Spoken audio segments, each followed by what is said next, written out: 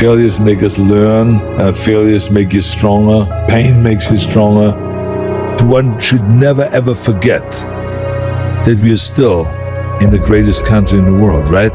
Because when I go overseas, people are still today, just like 20 years ago and 50 years ago, come up and says, can you help me get to America? Can you help me get to California? I want to get over there. It's the greatest place. There's nowhere else I want to go. They don't ask me to go to China. They don't ask me to go to Australia. They don't ask me to go, can you help us go to the Middle East or to Africa? No, they ask me to come to America. When I went to America, I went to college.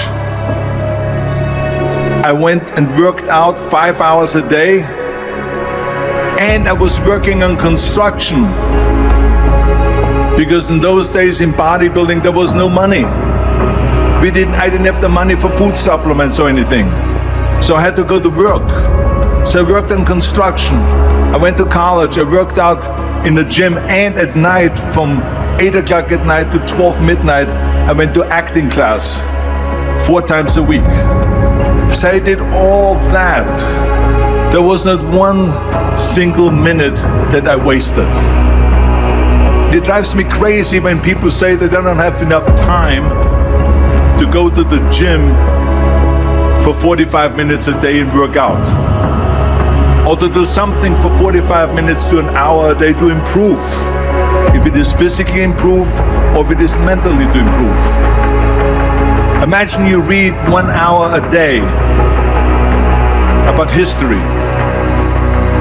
How much you will learn after 365 hours in 1 year.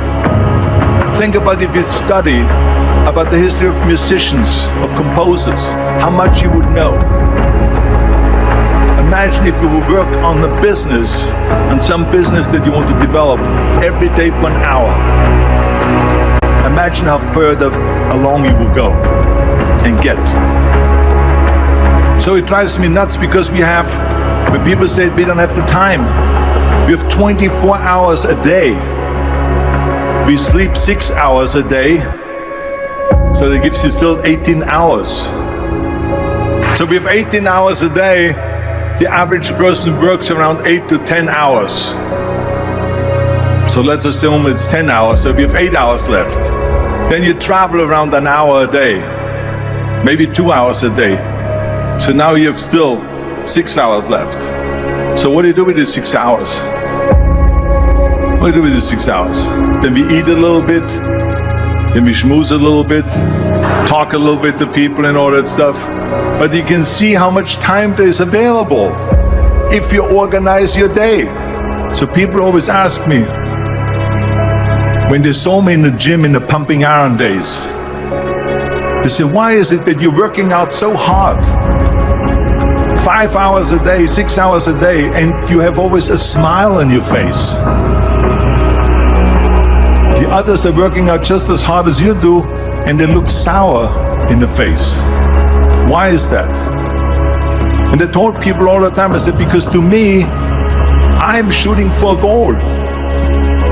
In front of me is the Mr. Universe title. So every rep that I do gets me closer to accomplishing that goal, to make this goal, this vision turn into reality. Every single set that I do, every repetition, every weight that I lift will get me a step closer to turn this goal into reality. So I couldn't wait to do another 500-pound squat.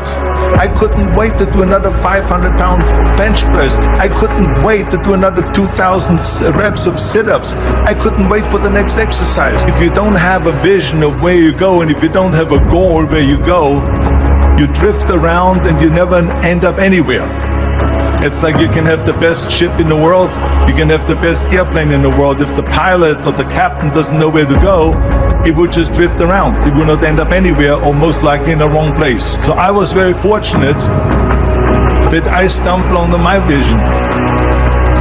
I mean, as you know, I was born in 1947 in Austria after the Second World War. And I didn't really like Austria when I grew up. I couldn't wait to get out of there. I couldn't see myself becoming a farmer or a worker in a factory or anything like that. Even though my parents wanted me to stay there, and have a normal life. My father wanted me to become a police officer like he was. My mother wanted me just to stay there and marry a girl with the name of Heidi, hopefully, and have a bunch of kids and run around like the Van Trapp family in The Sound of Music.